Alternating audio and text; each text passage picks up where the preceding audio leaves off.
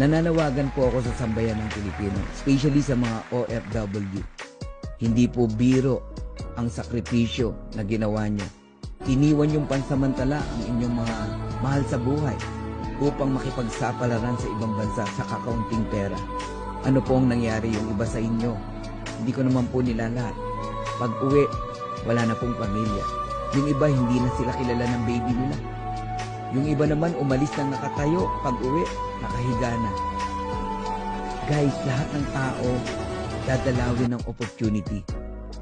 Opportunity means ito yung chance mo na magbago ang buhay mo. Pag dumating sa ito, huwag mo nang pakawalan.